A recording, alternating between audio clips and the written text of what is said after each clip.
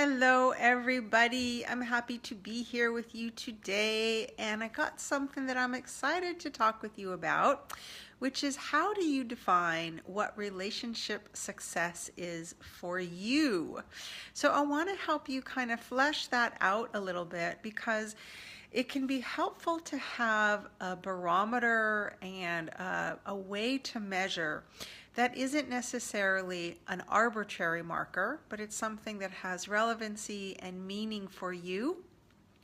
And that way you kind of know if you're getting closer or further away from what feels like relationship success to you. So before we go any further, because we got lots of newbies here, which I'm really excited about, welcome all of you.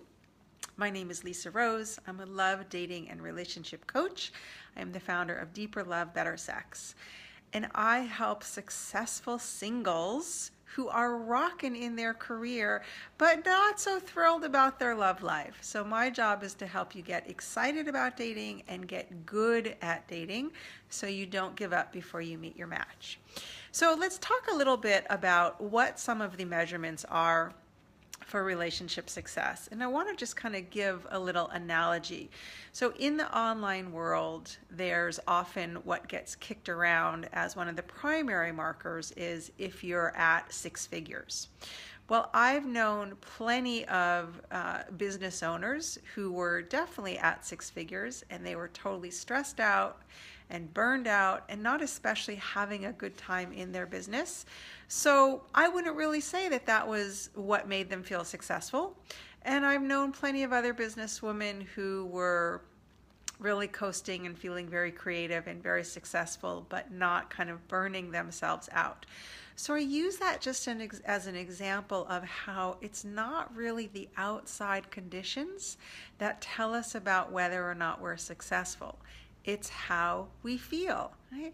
You can be in a relationship and be miserable either because it's not the right fit or because you don't have the tools and the skills that are really going to help you navigate that relationship so that it keeps going deeper, so that when you bump into some conflict or there's some kind of negotiation, you guys move through it together in a way that brings you closer to connection rather than further away.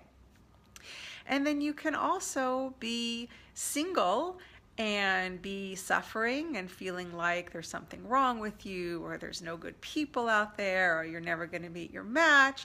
Or you can feel very content and happy and trusting that this probably won't be forever.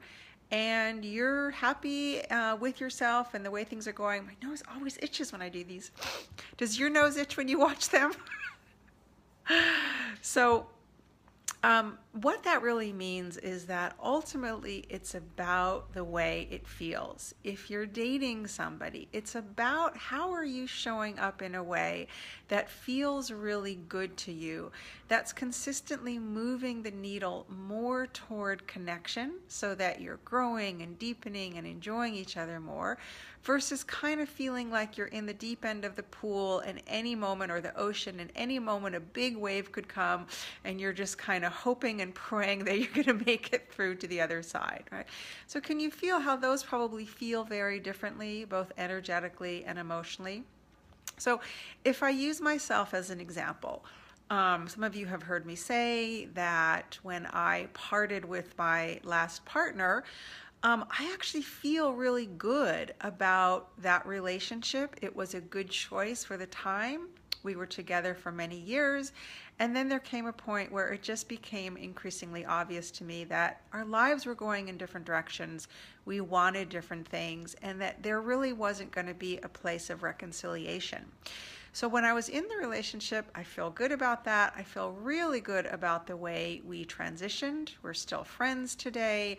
We've pretty much talked about and cleared out everything that needed to be talked about. So I'm not kind of bringing all of this, like what is often called baggage, what I like to just call residue. I'm not taking all my bags of what went wrong and how he wasn't this and I didn't get that. I'm not taking all that into the next relationship. And because I've had relationships where I feel like I showed up in a way that felt good to me, and they were fun and they were joyful, and no relationship is ever perfect. There were certainly challenges, but I have a pretty high confidence, actually very high confidence, that the next one is going to be even better. And so even though I am, quote, single, and actually just as a tangent, hello, my dear Sarah, nice to see you.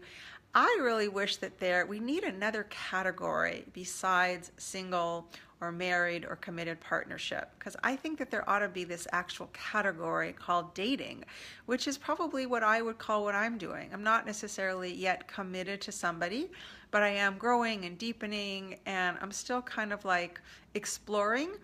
Hey there. But, with an eye toward who's going to be a really good next partner for me. What's different for me from how it was in the past is that I'm not hopeless and resigned, but I also don't feel urgent or desperate. There have been past times where my hair is so straight today, I'm not used to it. There have been past times where I really wasn't that comfortable being single, and I had a lot of attention on timing and when is it going to happen and is it going to happen, and kind of like my impatience was leading. So even though I was single, I wasn't particularly content there. Now, part of the reason that I can just let myself rest where I am now is because I know that it's not going to be this way forever. And so even when I do bump up against moments, which they are there, I miss planning vacations together. I miss planning adventures. I mean, I do some of that with dating, but there's a different kind of cohesion and a sense of doing life together in relationship than there is in dating. And I'm not going to lie, there are things about that I miss. I don't really give it a whole lot of energy. I just mostly let myself stay excited about what is to come. So the other thing that I wanted to say about this is I didn't one day just wake up and was like, oh, now I'm good at relationship. Now I know how to navigate all those tricky conversations and topics and all the other things that getting good at relationship means. No, it wasn't like that. I used to suck at relationship. And if I look back at my early relationship, I was really an entirely different creature. I was probably not the easiest person to be with. Still managed, but it was a lot of kind of just like flying by the seat of my pants and a lot of challenges along the way. And I didn't like the way that felt.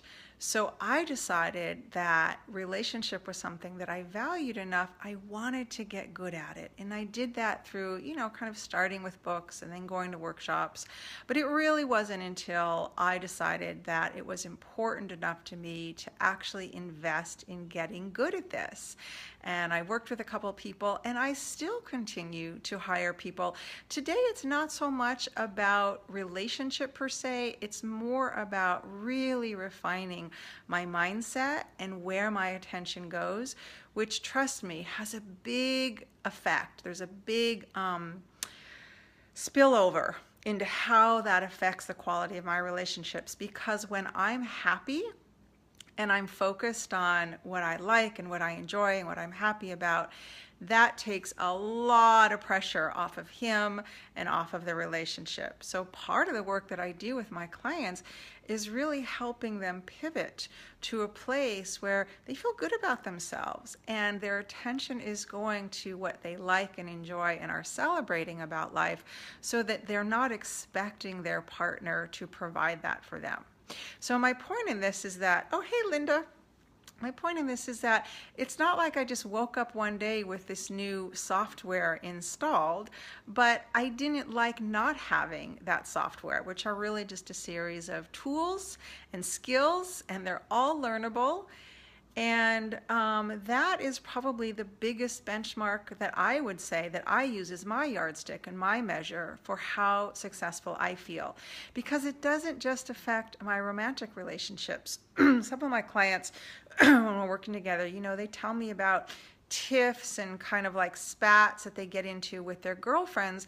They're just a series of disagreements or miscommunications or misunderstandings. But if they don't know how to navigate through that, often what happens is they just sweep it under the rug, which is a recipe for distance, or they stop wanting to engage with that person at all, and then you lose a friend.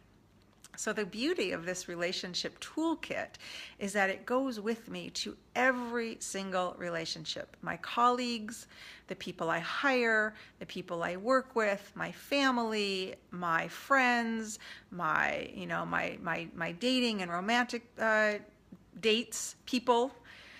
So that is really why I feel successful in relationship. And it doesn't mean that, challenges don't come up. Of course they do. We're human beings, we're complex. We often have different needs and different agendas and different desires. But that is the art of relationship, is being able to navigate all of that skillfully. So I really hope this was helpful for you. If you are catching the replay, please let me know by just saying hello. And how are you feeling about your relationship success? And how do you measure your relationship success? And if you happen to be in a moment where you're not feeling particularly successful in your relationship life, you know that I can help you change that. And I actually have just 1 or 2 spots open, I think, in the next week or so for dating makeovers. But dating makeovers are a really great place to start, because it's just an opportunity for us to have a conversation about what you're bumping up against, what kind of edges you're feeling stuck, and we're going to start to unstick those so that you have more freedom and you have better dates and you like the way you show up, and the men that you like you, or the women that you like you, and relationship starts to be not just smoother, but more joyful and more fun, which is what I'm all about. So I wish you a wonderful day, and leave your comments. I think I already said that, and talk to you soon. Bye.